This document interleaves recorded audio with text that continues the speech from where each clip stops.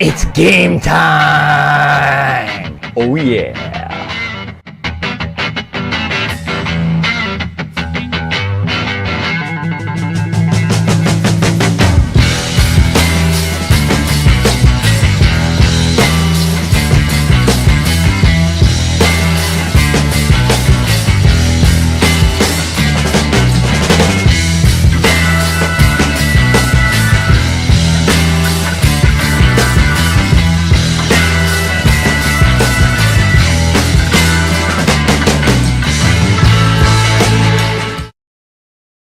This episode is sponsored in part by PTZ Optics.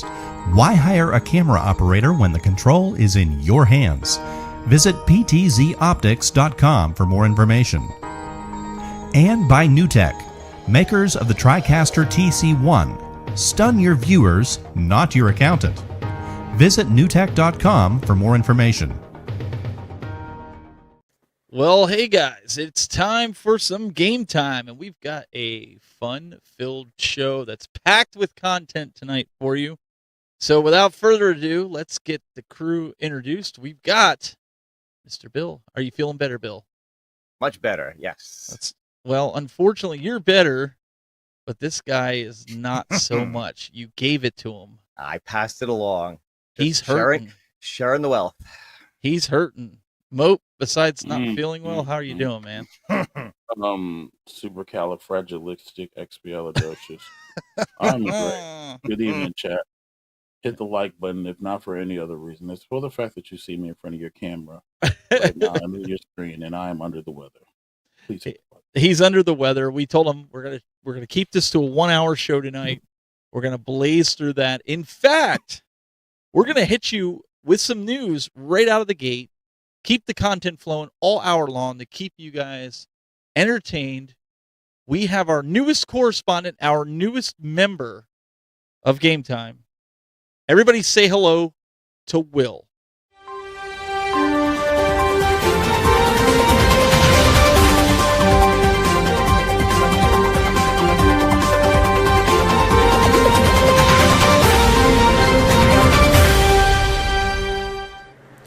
Good evening, everyone, and welcome to the news.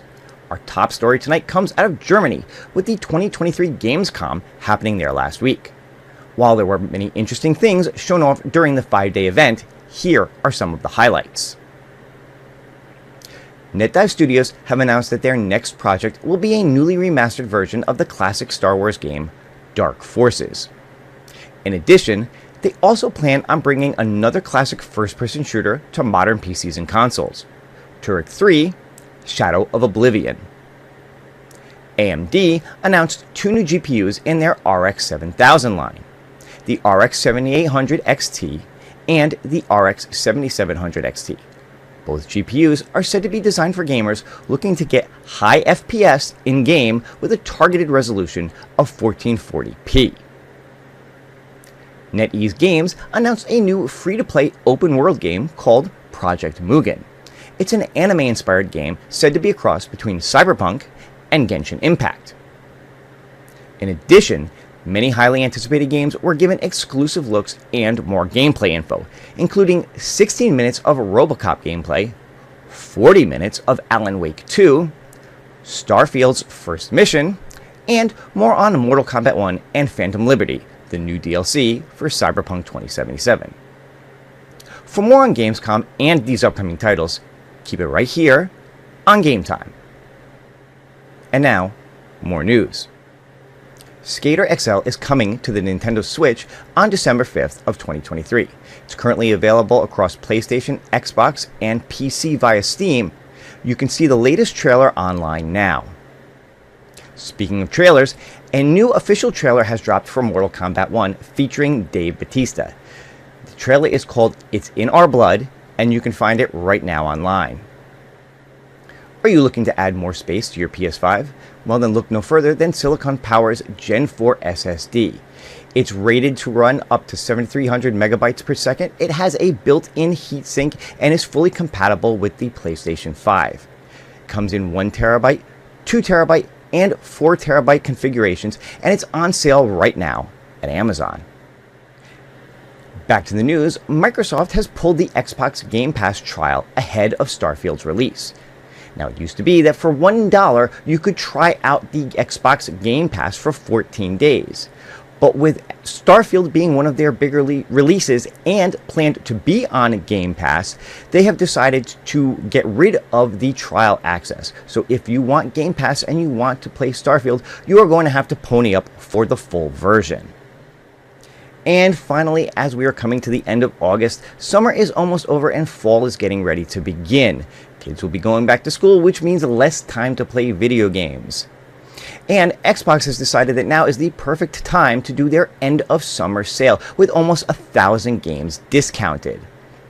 Now, these games will range from anywhere from 30% up to 80% off and are across many different developers. So if you are an Xbox owner, be sure to check out the end of summer sale now and pick up some games. And there you have it. That is the end of our news. Now, back to game time. All right. Well, thank you, Will, for your news correspondence. Guys, what did you think? I mean, it makes it so much easier. Get all the news. I'll tell you, I don't know who that Will guy is, but damn, he's a good-looking man. That Will guy is a dapper yapper. I'll say that. I'll tell you, he's looking to take your job there, Bill. Maybe I have to watch out. I thought it was really good, so we wanted to kind of give you guys as much content that we can pack in the hour, so you get all the news without the fluff, without us babbling on. So every week we do a retro game spotlight. Bill, your retro game spotlight this week is one of my, I don't want to say favorites, but it is a favorite. It's near and dear to my heart. Why don't you talk a little bit about it? Yeah, so you guys will see this coming up, but in another month or two, we've got the Metal Gear Solid collection coming out. And I know there's a lot of people who are excited for those Metal Gear Solid games, but I decided that an earlier game in the series needed a little spotlight of its own. Retro Gaming Spotlight.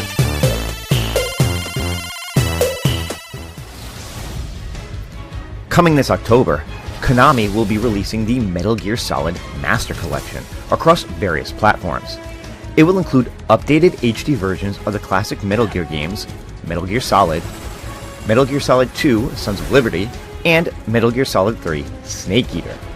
And, as popular and famous as these games are, the story doesn't start here.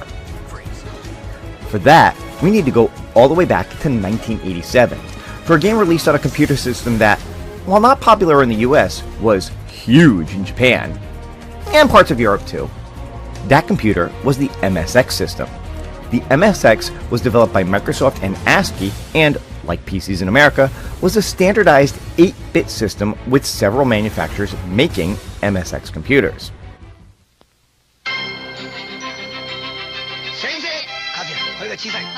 The MSX was first developed in 1983 and retained its popularity throughout the 80s before being overshadowed by the 16-bit computers and consoles of the 1990s. There were several iterations of the MSX throughout its lifetime, including the MSX2 and the MSX2 Plus.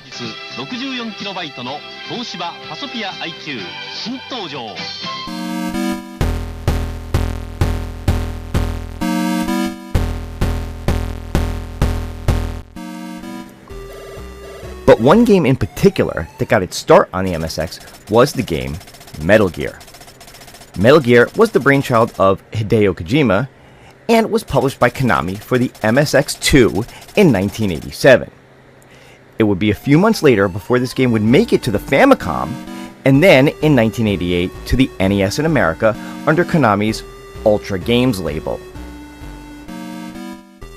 Metal Gear has you take on the role of Solid Snake, a Special Forces operative whose goal is to infiltrate an enemy base called Outer Heaven and destroy a top-secret weapon called Metal Gear.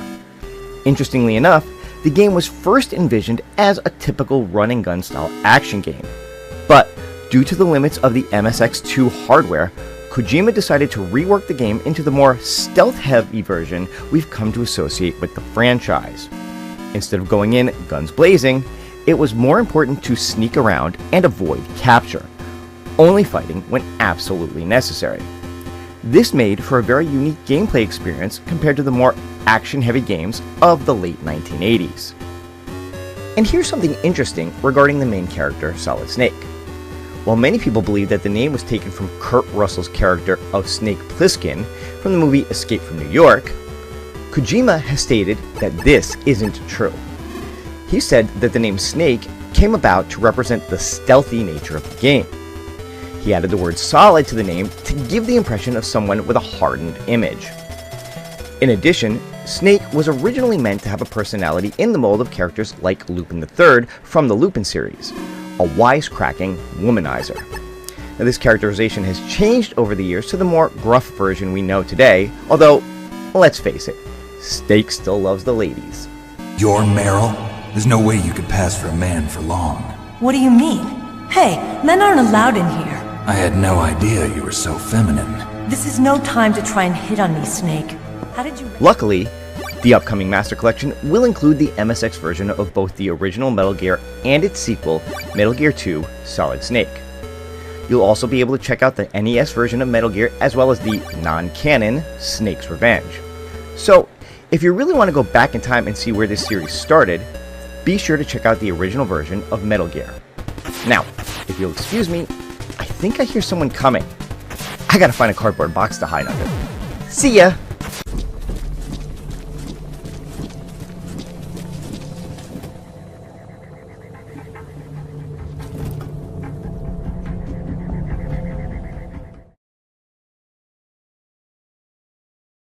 And we're back. So, Metal Gear was something that we were talking. I first played it on the NES, and you said not a lot of people knew that it was available before the NES, right? Right. So Yeah, on the MSX computers over in Japan and a bunch of different places. And like I said, it was really interesting facts when I started to look it up how the game was originally supposed to be much more action oriented, but that computer couldn't really handle it the way they wanted to do it, which is what led it to be more stealthy, a more stealthy game like we know now. yeah, so it's pretty good game. I'm looking forward to the new ones coming up. Let's give a shout out to the folks that we've got in the chat room. We got this guy in the chat room. His name is Mike of All Trades. He's got this little character going on there. We've got Kevin Clausen. We've got Paul Barris. We've got Endless One Up. Endless. We haven't seen you in like endless amount of time. Matt Astro, what's going on? We've got Mike Hertz in the chat room. We've got Big Reese. Well, who else have we got in here? We've got Jason in the chat room. We've got Gaudy in the chat room. I think that's how you say it. And then we got Andy's Game Room, Prince Malcolm. And if I miss somebody, go ahead and put your comment in there. We've also got Galaga Guy. What's going on? Welcome to the show. We're hoping you guys are having a great day. We also want to give a shout out to the folks down in Florida. If you're watching us, our thoughts and prayers are going out to you guys right now because of the hurricane coming up the west coast of Florida. I know Bob from Token Taverns, he's batting down the hatches. He's going to be watching this later on in reruns because it's headed right toward him. I think he's in Tampa. And we've got MOAT. You're my person. Yes, well, I am a massive Grey's Anatomy fan. Nice. So, hashtag bring back Yang and Meredith. You know what I'm saying? F. Shepard, you know what I mean? They should have never killed off Lexi. No. And Calliope should also be back on the show. Screw Arizona. 19 seasons and still running, right? Like 20. Is it 20 now? Wow. Is it? Wow. Probably Jeez. 20. Yeah. Yes. Another hurricane. Yeah. And here's the worst part about it. And I predicted this from day one when they first saw it in the Gulf, that it's going to loop around and come back, and it looks like it's going to smack Orlando and Miami. So they're going to get a double whammy. Let's hope it doesn't turn. Let's hope it's it just. Oh, Bob is in Clearwater. Okay. My mistake. I thought he said he was in Tampa. But either way, Clearwater is still in the danger zone. All those guys down there in Florida. So we want We understand. We understand what's going on there. So, but what we want to do tonight, I want to have some fun tonight, and we need some audience participation, especially since our third colleague here is really under the weather. But I think once we get talking into the next subject here, I think we could have a lot of fun. Okay. So one of the things that you guys have seen as of recently, probably over the last couple months, is I've really been putting a lot of time and effort into my console collecting. I've been doing a lot of that as of late. The arcades, we've been playing them on the weekends. We've been doing them on game night, but we've also been doing console stuff. And I actually just ordered the 1990 championship cartridge that I'd like to do with the community on here and have everybody post a 2-minute video of how they do on the 1990 challenge. When you play Super Mario Brothers, you got to get like 60 coins, and then you got to make it through one stage in Rad Racer, and also see what level you can get up to in Tetris. So there's a lot going on with that. But tonight's topic, if you guys had seen it, collector's paradise, right? I'm going to give you a preface of what we're going to talk about tonight. Check this out.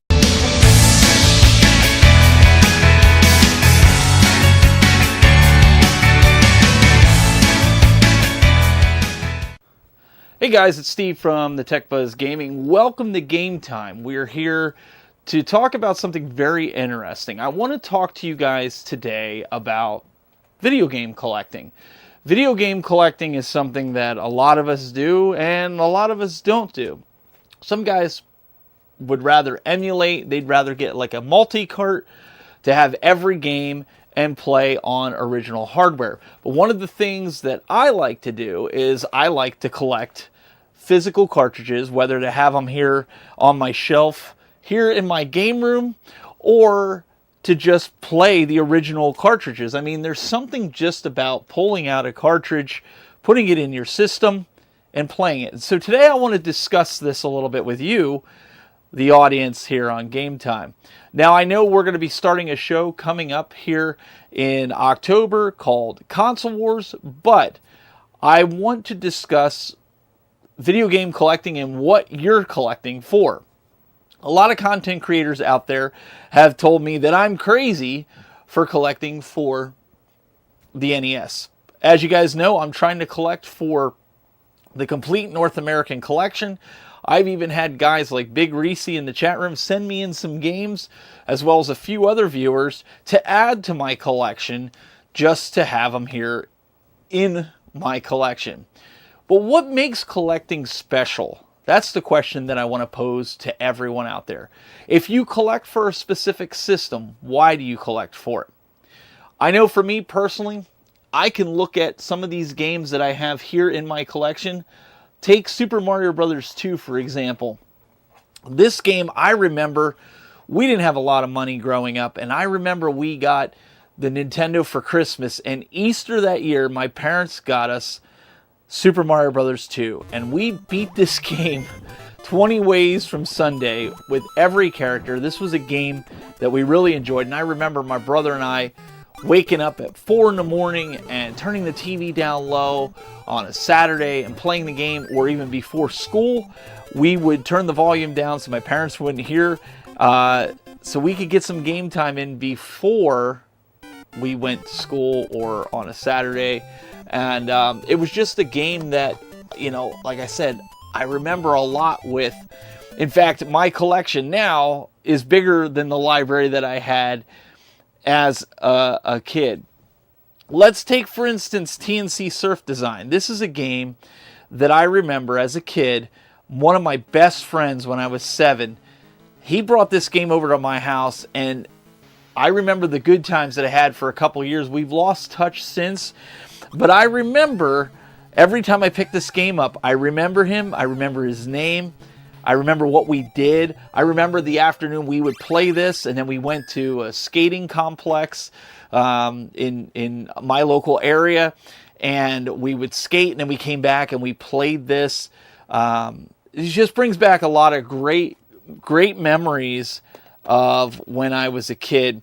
Another game I know a lot of people may or may not have love for, and that's Bubble Bobble. Now, Bubble Bobble was a game I remember my brother and I getting up to level 236. We would play this over and over and over again and try to complete this game, which is kind of next to impossible because it just seems to keep going and going and going.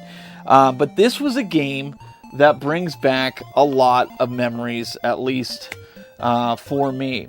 So I could sit here and go through each and every one of these cartridges, and one of the things that was spoken to me by other content creators, and they're not wrong, is today's day and age is not the time to be collecting for the NES because of the expense, the cost. Everything's gone up in price. I mean, you can come over and you can get 3DS games over here. Master System's another one hard to get for.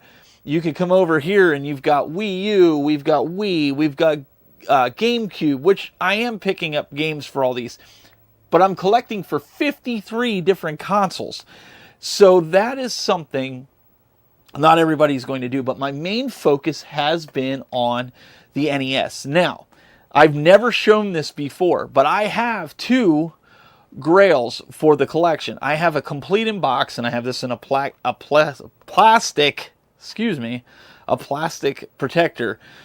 Complete in box, Little Samson. Now, I didn't grow up with this game, but it is a game that is very hard to get. It is rare, and this is a game that I have in my collection. I also have another rare gem that a lot of people are on the lookout for, and that is Stadium Events. Now, Stadium Events is a game that is, well, I wouldn't say near and dear to me, but what it turned into is world-class track meet where you played on the power pad. This game was something that I know a lot of collectors have been looking and searching for. This has a very, very high price tag on it, and I just keep it in my collection. So 2 of my grails I have. So one of the other ones that I need to get is Bonk's Adventure and the Flintstones. Those are ones I'm still on the lookout for and that I'm going to add to the collection. I think I'm about 250 strong. I've got some in box. I've got some out there that are higher value, like the Zeldas that are complete in box. But I'm predominantly not a complete in box collector, but if I have them, obviously I will. So, what's your favorite console that you're collecting for? And if you're collecting for it, why are you collecting for it? Do the games bring you some form of nostalgia? Does it bring you back to your childhood? What I'd like for you guys to do is get involved in this show. I want you to record yourself in a 2-minute video. You don't even have to be on camera. You could just kind of show your games. But tell us why you're collecting for the console and what your favorite games are and some of the reasons that they are your favorite games. Maybe it brings you back to a time in your life that was exciting.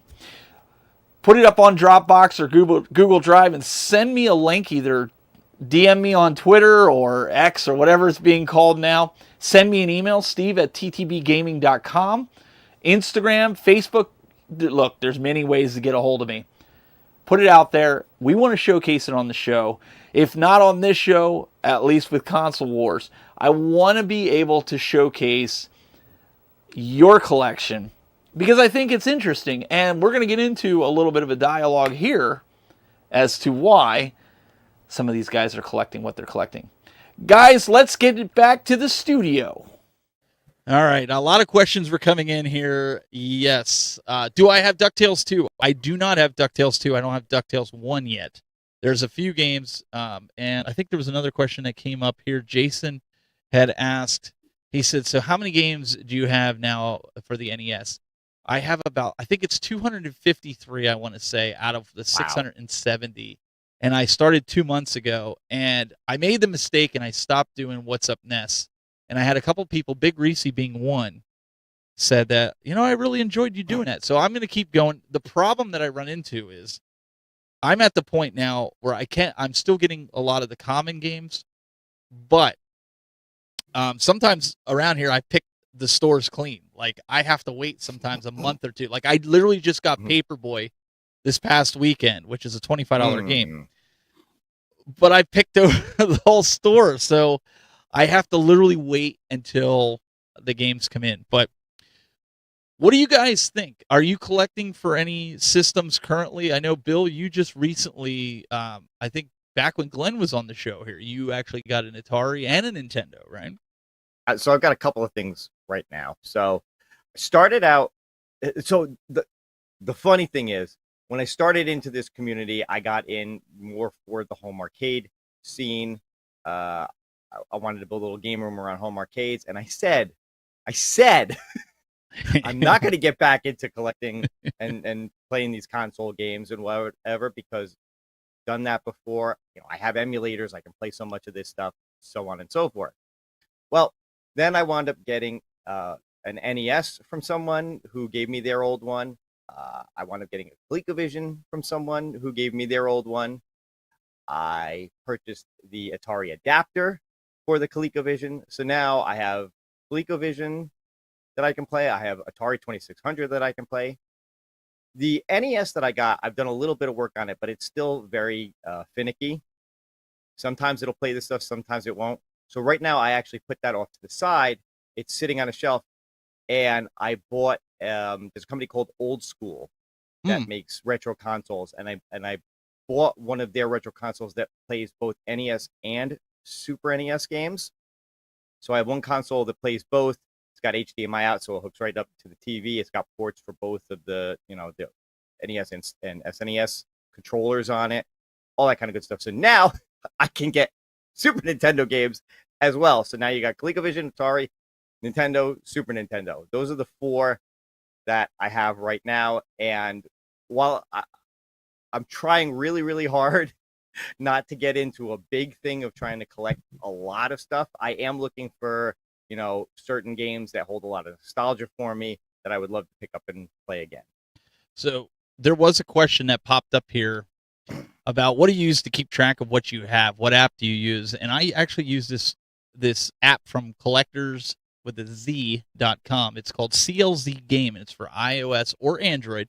It's $15 per year, but it gives you access to it via your phone, your tablet, the website, and it catalogs your games. You simply scan the barcode on the back of the game. It then inputs it into it. You tell it if it's complete in box, if it's loose. You can also search it by title, by genre. You can search it by the console and put it in, and it'll give you an estimated value of what your collection's worth, so you can continue to build up your collection. So I am not sponsored by them. I just want to stress that. It's worked very well for me. Moat, what about you? Is there? They're telling me I should give you my stadium events. It'll make you feel better. But are you currently collecting for any console? So I was collecting, and then I realized I don't have room. Yeah, well, that's a good reason. So it became this thing where it's just like it's either stuff ends up in boxes, or I have walls and wall stuff, and I don't know if you've seen in here before, but it's already kind of jam packed. And I really didn't want it spilling into like my living room or something. So I kind of slowed down on it. It was literally the idea was I was collecting NES stuff, and I still have some of the stuff, right? But it's just, you're spacing yourself. Like some of the stuff's actually kind of really hard to get. Like the cool stuff is really hard to get to. Stuff like Dreamcast and stuff like that. Like shout out to Damien, because literally he shot me a Dreamcast with a GDMU in it. So oh, nice. Literally it's the whole library on one SSD, and it's a glorious thing. So I mean, I think that's where I'm at right now. Literally, it's just if I finish the collection, it's gonna be NES, because it's it's what wrote me into gaming. It's what got me into gaming. It's what I spent hundreds upon thousands of hours of, from being like 6 years old all the way up until I got a Sega Genesis. So I don't know how many hours you want to put that into. Yeah. And that being the A button got worn out. So for me, that's something I would collect. But like all the new stuff, it's not even worth it, because most of it requires digital and online connections and whatever else. But and that's something I want to get into here in a little bit. I see Galaga guy in the chat room. He's saying that I'm collecting NES, N64, and GameCube. That's something that I think a lot of people, they ask me when they come over here, because all my cartridge consoles, everyone that has a cart, they all have a Mega Drive in them, and people are like, well, you have every game on the Mega Drive. Why would you be collecting physical copies? And it's not just about collect. I mean, obviously, you're trying to do right by the company and actually own the game that you have a ROM for, right? But there's just something about getting that actual cartridge, right? It's and I've attributed it to like kind of like collecting cards or baseball cards, football cards, things like that as a kid. I feel like when you're going for a full set, now not everybody goes for complete sets. People actually said I was crazy, especially now because NES titles are through the roof. Like it's ridiculous. Do you guys build? I mean, do you think that people should be going out and collecting full sets, or do you think it's more or less people should just go out and buy the games that they want and stay away from the shovelware? I think it's up. I mean, personally, I think it's up to the individual what they want to do. If somebody is really, wants to put together a full collection and they want to get every game. Obviously, Stephen, that's easier said than done, especially for some systems versus others. There are some out there that don't have a lot of games, and there are some out there that have hundreds upon hundreds of games. But I think probably the majority of people, I would think, are mostly just interested in the games they're interested in, and that. Actually, I want to ask you a question here because you've made an interesting comment where you're talking, and I understand where you're coming from on it with the Mega Drive, owning that, but then wanting to own the games to legally own the games, for the companies and whatever. At this point, why does that matter? And I'm saying that because these games came out 20, 30, 40 years ago. These companies, they got their money on it. When you go to a flea market or a game store or whatever, and you buy your NES games, Nintendo's not making a dime anymore. Right. Yeah, and they already made their money. They made their money, and chances are I paid 3, 4, 5 times over what the game originally came out for. Very likely, yeah. I guess it's just one of those things that you're trying to do everything on the up and up, right? And I'm not saying there's anything wrong with because it is 40 years. It's not like I'm taking a PS5 game and I'm borrowing it from a friend and I'm ripping it, putting it on there, that type of thing. I mean, you could, yeah. But I know you can. I know you can put things on hard drives. Again, I think it goes back to like when I get these games, I don't want to run the risk of having them damaged by putting them in the consoles while kids are playing with them when they come over and they're like, "Hey, I want to play Duck Hunt. I've never played Duck Hunt or Track Meet. I want to run on the Power Pad." I would, even though Nintendo games you could pretty much throw them down the stairs and they're still going to work. I get that. I guess it's just for me. And this is why I finally realized why I collect. And I think it's just because of the preservation of it. I'm trying to do what I can to preserve this. And my son and I were talking about this, and I said, I'll be dead and gone. You might be dead and gone, but if you could take care of these and teach your kids, these things could last because I'm getting a lot of these recapped. So if they lasted almost 60 years, 40, 50, even 60, they could have made it on the single capping, and then you go back and recap it. That's going to be another 60 to 80 years, right? Before they're going to need anything. If they keep on it, I mean, these things could outlive us, right? And I think for me that's the preservation because it's the history behind. Like MOAT, you said it just a little bit ago. You said that's what got you started. I think there's that fuzzy feeling in your stomach that kicks every time you see a certain game. Oh yeah. And it's not indigestion, and it's not you feeling sick. It's that nostalgia factor where you go, "Oh, I remember what I was doing with that. Me and my friends, we were playing XYZ game," and you're instantly taken back to that period in time, right? Mm-hmm. Yeah. Yeah, and I mean, and let's be real, everybody has a memory that ties into it. For being sick. Mike is a sick kid, an adult, whatever else, right? We're not getting to that. But Super Street Fighter 2 for the Sega Genesis was a game that I remember my mom specifically like taking me to go buy after having a procedure when I was like 11. You know what I mean? So like those kind of stuff, those kind of memories and stuff, like that stuff sticks with you. And it's just I can't explain for people, but it's just something about taking a cartridge out of a sleeve, sliding it into a console, securing it, turning on the power switch. Like there's nothing like it, And even now, like I think my kid, he started on the he really started on the Nintendo Wii. So now he's fascinated with like he's modding the Wii and whatever else to try to preserve those kind of stuff, right? So again, some of it's just ingrained in us, but a lot of it's preserving what you love. I think that, and that's in anything. It's preserving history, Bill. That's what you with Atari, and I know you didn't want to go back down the road of collecting.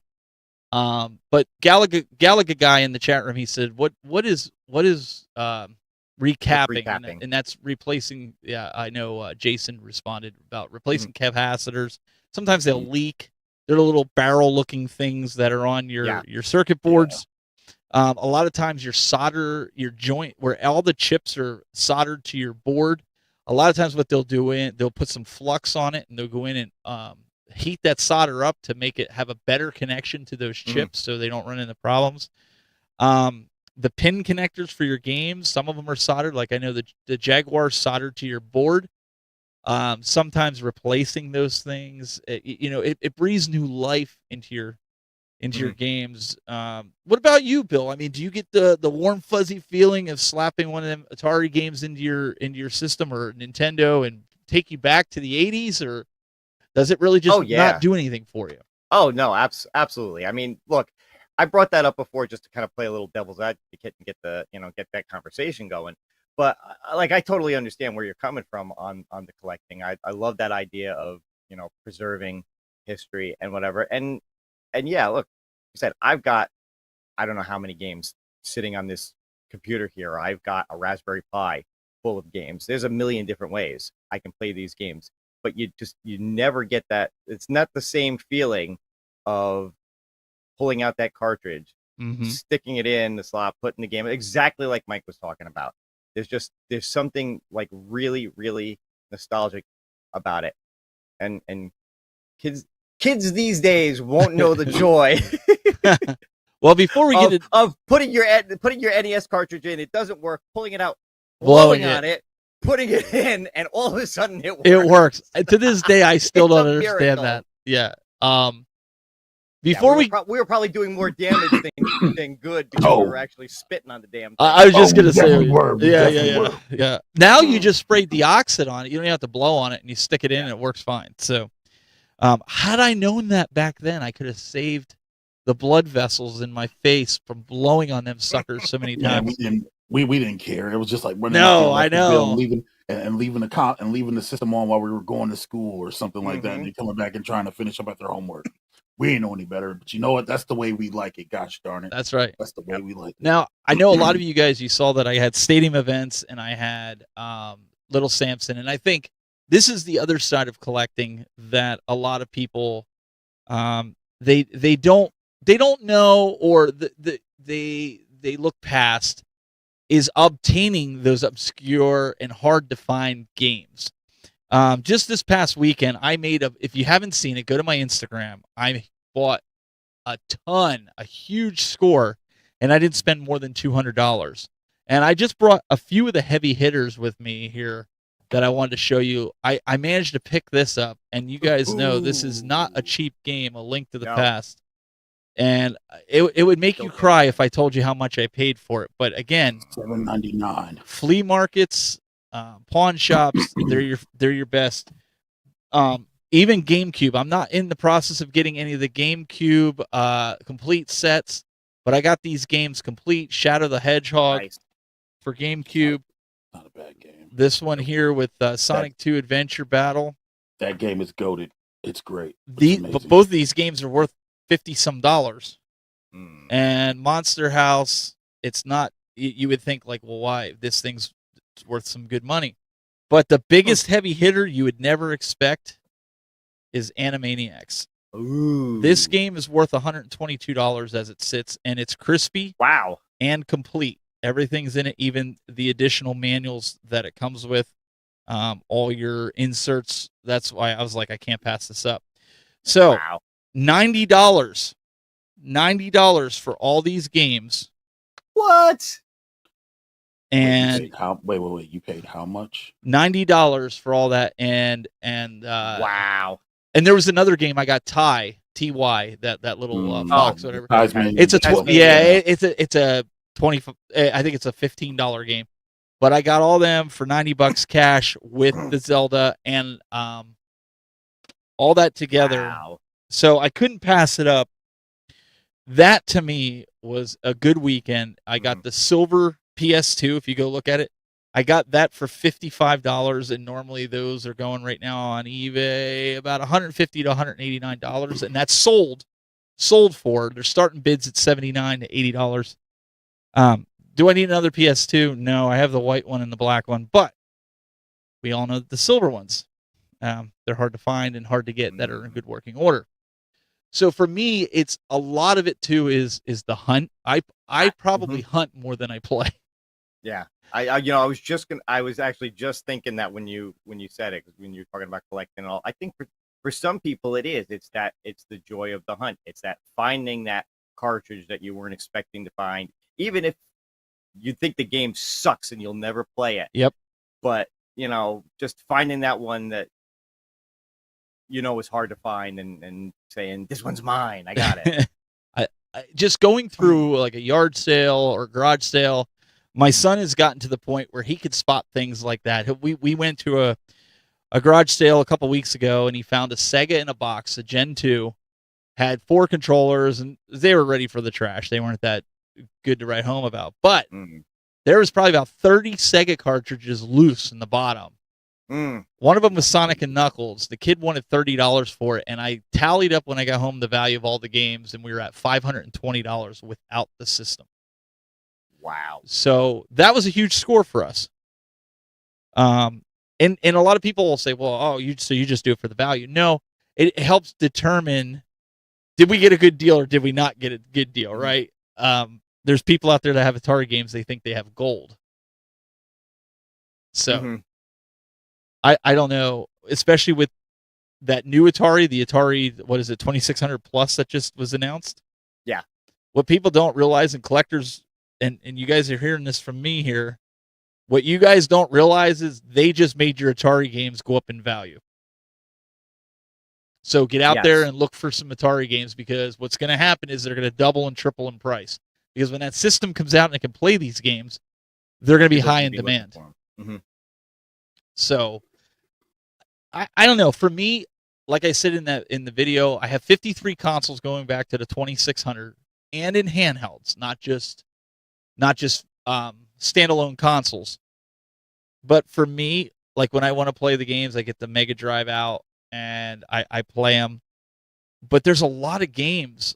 I don't know if you guys even realize that for the NES that I didn't realize growing up that they had. I don't ever remember seeing them or hearing about them. Have you guys stumbled on any games like that where you were like, I really don't remember them making this game for the NES? Like Bonk's Adventure, I'll use that as an example. I never realized that they made that game growing up. I always thought that was a TurboGrafx game. Same. Yep. Because it's really, really rare. I think the game that shook me like that was when as a kid, you played Donkey Kong on arcade, you played on Nintendo, but then once I found out it was on Atari, I was just kind of like, wait, what? I think that was a game that I was just kind of like, there's no freaking way, none whatsoever. I see some of these guys in here. Kevin goes, watch, you'll be selling these to pay for your kids for college. No, you know what? I had to pay for my college. My kids are going to work. They're going to pay for their college. I feel like if the kids don't pay for their college, and this is a whole nother discussion, I feel like that's when they don't want to try to do their best. Like I was taught, I paid for my college. I'm still paying for my college loans. So, it is what it is. But neither here nor there. Question I have for you guys now. So you're collecting all these consoles. Which console do you find is the easiest to collect for? Are you guys finding that you're steering away from, I know, Moat, you said you don't have a lot of room, but if you were going to start collecting for a console right now, with the prices of NES, I know you said you wanted to do NES, but let's just say it's just a lot of the games are out of your price range. What would be the second console that you would start collecting for? The Wii U. Why? Because the Wii U it's still fairly new right now. The prices are still kind of low on most of the games. and they're not being like driven up astronomically. Just for the games, the consoles on the other hand might be sometimes it's hard to find. Sometimes I mean they only sold like 12 million, but the games you can get anywhere from like $2, you know what I'm saying, on the low end, and then maybe you're paying full retail for some of the games, unless you're looking for like Fatal Frame or something like that. But the Wii U is actually really affordable to collect for right now, and considering there was only like what 200-300 of them, Mm-hmm. and a lot of games you can still find in the plastic. I think that's a console that literally you can collect for right now, and it would just appreciate more in value later down the road. Like that's something I would start collecting for. Honestly, it's something I Oh, I actually like was that. collecting for, and then I modded my Wii U, and I said, "Screw it." So, What about you, Bill? Is so, there? I mean, I know you have Atari, you have Nintendo, and Mhm. you kind of fell into that, but it wasn't necessarily Yes. your choice. If you had unlimited room, which I know you have that building up above, you have all that space. If you had Not as much room as you think. well, if you had the funds, Yeah. and you had the desire to do it, what would be the console that you would choose to collect for? It's tough. Well, like I said, I did just buy that console that lets me play NES and Super NES, and I've only picked up a couple of Super Nintendo games just because I only did it recently, and I wanted to test it out, make sure it worked, all that kind of stuff. I would probably go back to Super Nintendo just because of all. I think that's probably the one I have the most nostalgia for, even though ColecoVision was my first ever console, and I have a lot of love for that. I feel like growing up because I had two younger brothers, they were both around at that time. I think that's the stuff we played the most. I had mine with me at college, so I played that a lot with my roommates and friends there. I was at that right age where that was just the console to be playing at the time, and I think I would love to go back and just get a bunch of those games, get some that I didn't have, things like that. Mhm. Now, a lot of the people that I've run into, and they come down here and they see the arcade, and they see that it kind of gives them that feel of a dive bar with arcades in it, and then you go into the other room and it's got the consoles, and it takes them back to how game stores were back in the 80s and everything. And some people have actually said to me, they said, do you have a problem letting go of the past? Is that why you collect all this stuff? Is that why you're no? I mean, and it's an honest question, and I'm posing it to everybody in the chat as well as you guys. Does there come a point in time where you sit there and you say, there's certain things in my past that I really should let go? Is this one of them? Is there a need? I mean, yeah, we talked about preserving the past, preserving the history of gaming. But is there a point in time that you have to let go of the past? You got to let go of those feelings, those emotions that are being brought out from these games, or do you think it's okay? It's just, I mean, it's just collecting games. Mo, what do you think? no, no. Listen. If it's a financial thing and other priorities, I get that. But just the act of it all, no, you don't let it go because you need something to elicit emotions and responses out of you. It's the reason why people love cinema. People love watching a good movie. You know what I mean? That connects to you. For instance, I'll be real with y'all. Every time I watch Meet the Robinsons, I tear up towards the end when Rob Thomas starts singing Little Wonders, or the Amazing Spider-Man where he gets shot in the leg and he hops on the rooftop and he's trying to like hobble and they start turning the crane so he could sling. I get emotional. Why? Because it pulls a response out of you because it's something that you're connected to. It's the same thing with games. So, if it's something is giving you a response, no, you don't give that. You don't give that up. You don't let it go. So that's just me personally. Bill? Yeah, I mean, I think I agree with that. I mean, I've been told I've been told, and I don't think it was meant as a compliment, but I take it that way, that I have Peter Pan syndrome because I never want to grow up. Yeah, I've heard that. So, but I do think that things, hobbies change, things that we're into at the time change. And I've said this before, but I spent a very, very, very long part of my life collecting comics. And it was just a few years ago that I decided they were taking up too much room. I wasn't, going back and rereading them anymore. I've read all of them so many times that it was time to let them go and move on to something else. And by selling those, that paved the way for this new hobby where I could put money into building a game room, get the first few, machines that I bought and things like that. So I wouldn't say I let go of the past. I would say I traded one old hobby for a new old hobby, if that makes sense. No, 100% makes sense. Like a lot of us, just like you said earlier, a lot of us got into this space collecting and getting the home arcades. I mean, let's not dismiss that, right? We bought them in hopes to recreate that arcade scene that we had when we were in our teenage years and our young adult years, and they take up room, right? I've been wrestling with this because I've had some opportunities to get a Switch kiosk. And if I get a Switch kiosk, that means I got to let some arcades go because I need some room. And so the reality started setting in. Like, I love having the arcade.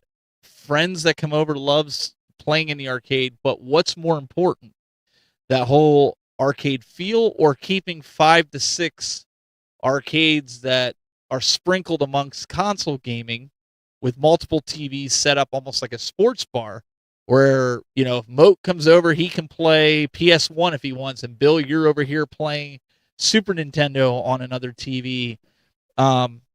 Is that the direction that I want to go? Still keeping that nostalgia, because there's a lot of these games that I know they hit, man. They just hit. When you start playing them, you hear that music and you go, you're instantly taken back. Yep. Instantly. Yep. Absolutely. And I think that's what everybody forgets, even with these arcades, man. You fire them up, and there's certain things about them that you just go instantly. You're taken back to that time, a good time.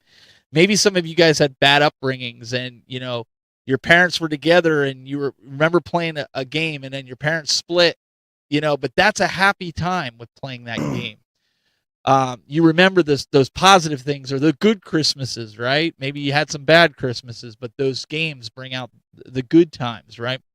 So I'm kind of with you. Like, people could sit there and say Peter Pan syndrome all they want, but at the end of the day, I see people who collect bottle caps. I see people who collect beer cans and beer bottles that don't really do anything except sit on a shelf. So to each their own, right? So one other thing before we go through and wrap this up for tonight's discussion, what do you guys think about the potential, and Glenn and I have talked about this even off camera, the potential of another retro game crash or video game crash? What do you think the possibilities are of that? And should that scare collectors? Let's start with you, Bill, on this one.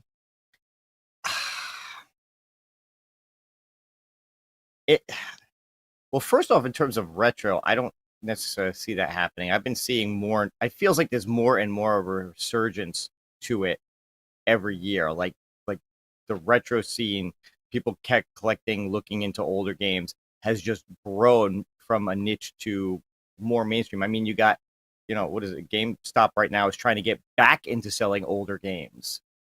As far as like a newer video, like an overall video game crash, I don't see it happening again. I think the industry is past that. I think it's too big.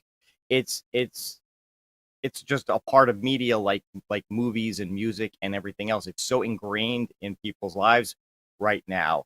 I mean, look at the games coming out: Starfield, Mortal Kombat, Cyberpunk. These games have got bigger budgets than some movies do now, and they're making that money back. I don't see it happening. Mo, what do you think? A retro game crash. Listen, if there's a retro game crash, I will be staring there with my wallet ready to pick up the pieces. I'm with you. I'm with you. Like the last, there's been a boom in retro gaming, like in collecting in the last 3 to 4 years, right before the pandemic, and the pandemic just did more to enhance that because people needed things to do. When you're in the house, you need stuff to do. But now that people are going to get out, let's kind of slow down. Will there be a video game crash? No. No, we're too far gone for that now. That is a multi-billion-dollar industry. Rockstar alone had what last time I checked, I think the number was 600 million a year just off of GTA Online. No, the game with the Fortnite makes X amount of money. No, gaming will never go away. This isn't the early 80s. It's like that's over with. Gaming will be fine. Retro gaming, there's going to be eventually. I think there's going to be a crash, but it's not going to be because of the hardcores. It's going to be because of the casuals.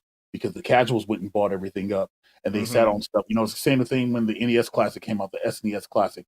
It was there's limited supply of this. Let me be a scalper. Let me buy it all. And then what's going to end up happening is like all those people who bought PS5s day one, and then hoarded PS5s and was trying to sell them for like $800 to like $1,500, and now they're readily available.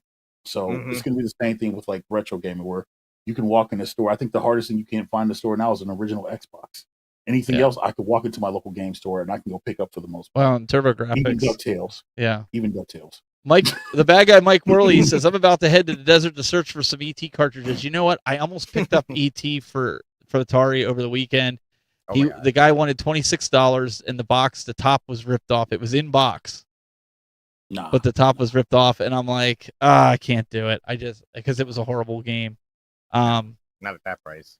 No. You have more of a chance of a custom Monopoly board going up in price, like those, like a GameStop, whatever else.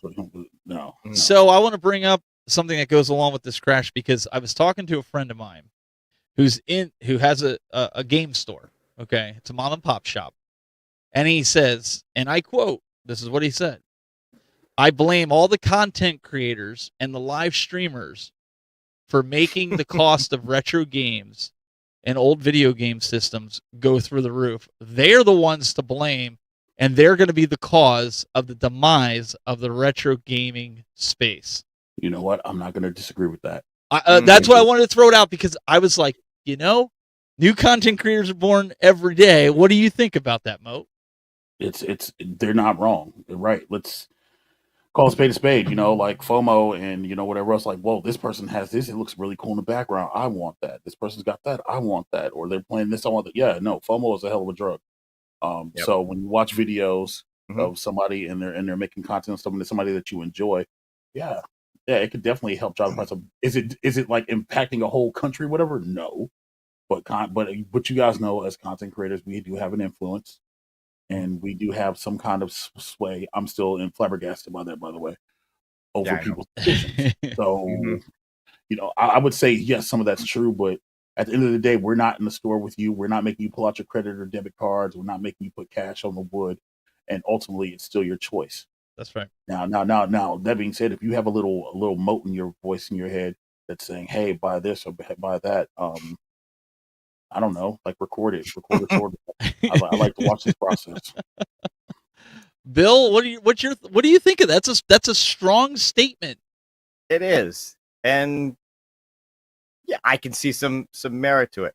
You know what? I was sitting here thinking about it, and it kind of reminded me of something.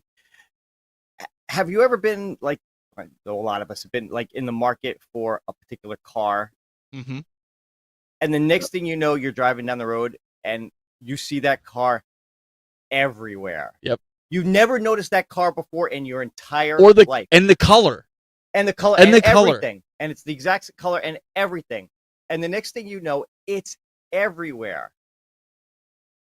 This is very much like that. As soon as you get a little like tickle in your brain about, you want to kind of get into this, you're thinking about these old games, you're having nostalgia about it. The next thing you know,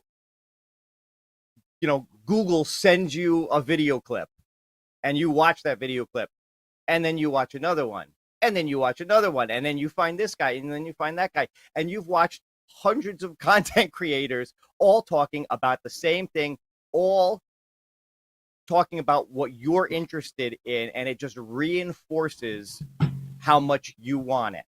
Yep. So yeah, I think I think it it starts with individual people having that idea of what they want. Right.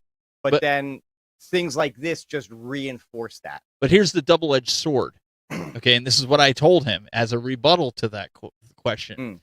I said, without the content creators and the live streamers, that's how he called them, content creators and live streamers, you wouldn't get the foot traffic at these conventions that you're getting now. And I'm not saying people are coming to see me, like I might have 3 people that, or in Cleveland, there's a bunch of people that we all know each other, so we're all going to be there, right? But I'm talking about like when I went to Korg's, there was about 10 people there that knew who I was, right? I'm talking about the big content creators. I'm talking about the guys that are household names that people know in this space, right? They are the reason in a lot of cases. I'm guilty as charged. Steve Wright. I never met him in person. I've been friends with him for almost 20 years. Okay? I went to that convention for the sole purpose of hanging out with him in person because we're friends. And I feel like it's a double-edged sword because if you get the creators out of that space, you lose the conventions, and I'll tell you the reason why. The internet gives you so much access, like Mercari, eBay, Craigslist, Facebook Marketplace, to buy these rare and unusual games, and you don't even have to leave your house and get sick like MOAT. You can do it from the comfort of your living room, sitting in your underwear. Is that how you shop, Steven? That's exactly how I did. That's how I shop for a mortgage too.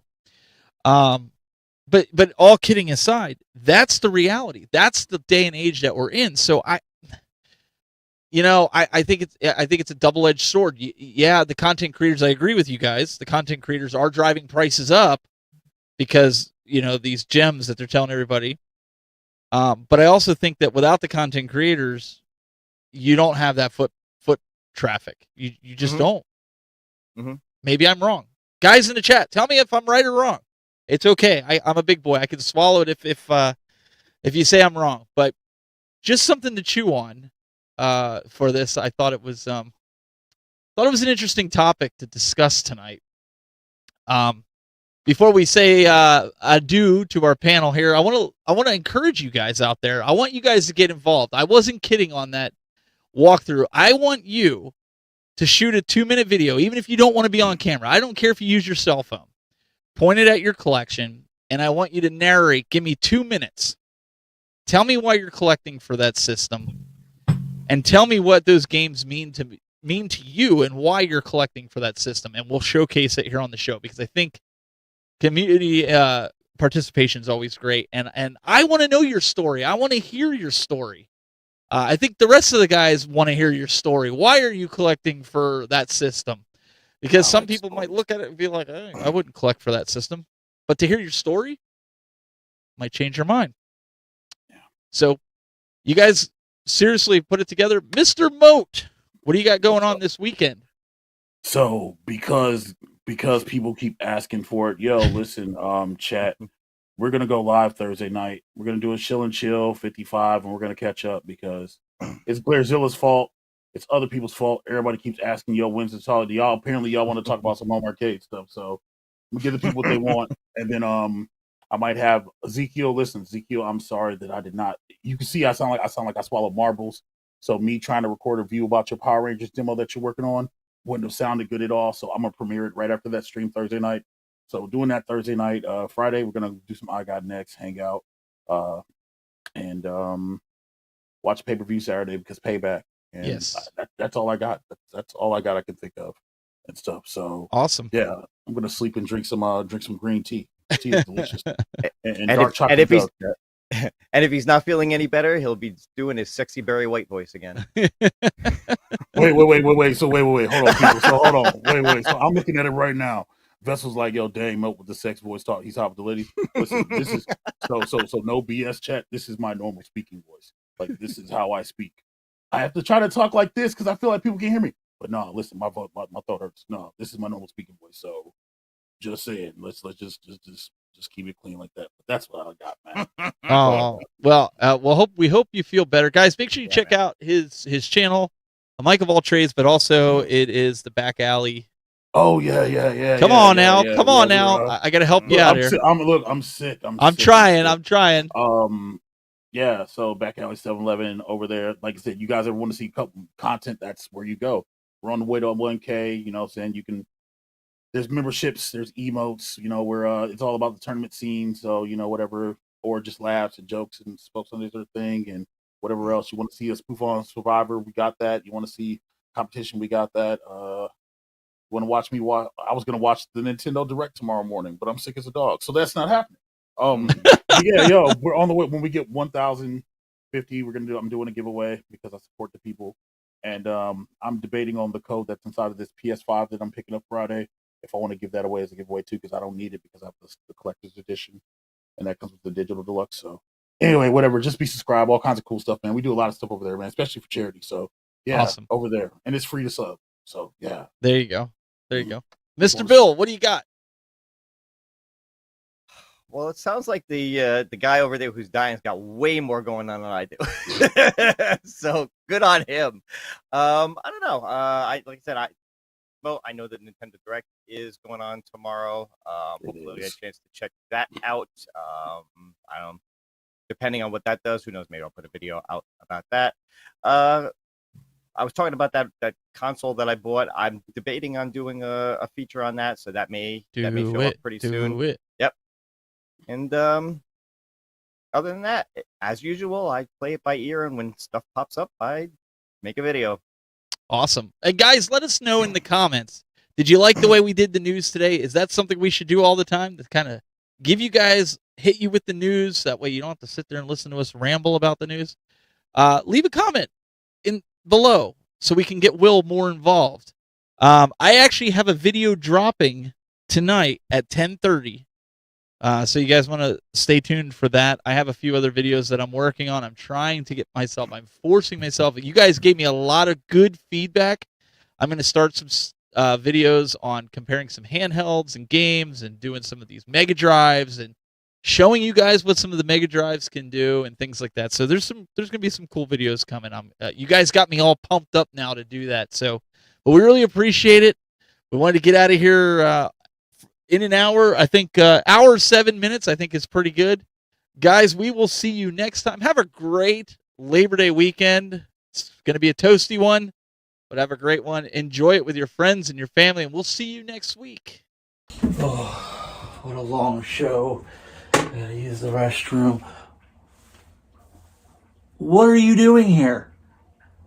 Why are you here? Can't you see a guy's got to do what a guy's got to... You already had me for 2 hours. Like, I got to go. Like, this is scary. The fact that you're here. Just go. Get out of here. Go. Lights out. I gotta go. Come on. You gotta go. Go. Now.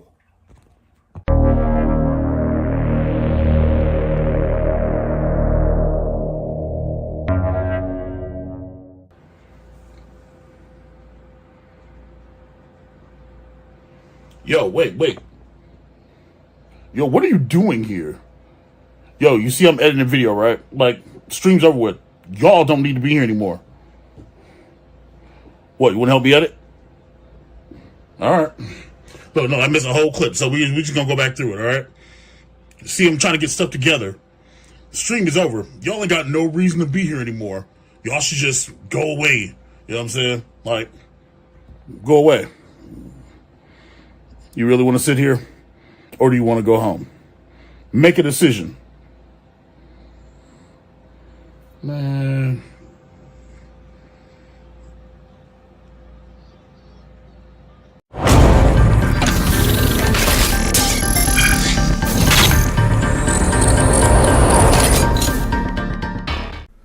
Oh, man, what a long show. Oh, I'm tired. Oh, time to go to bed.